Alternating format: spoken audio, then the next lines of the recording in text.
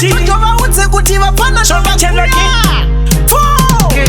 iwe Nisha ukangobvuma chete kuita partner yangu, ndokupa zvese ndobva ndakupa moyo wangu, ndobvisa mombe ndobva ndakupa foni yangu, kadhi rekubhengi nepassword yangu. Shati wakata una partner, uchiri single hausati wane partner, kana neniwo handisati ndane partner, zvanga zvakaipei ukaita yangu partner.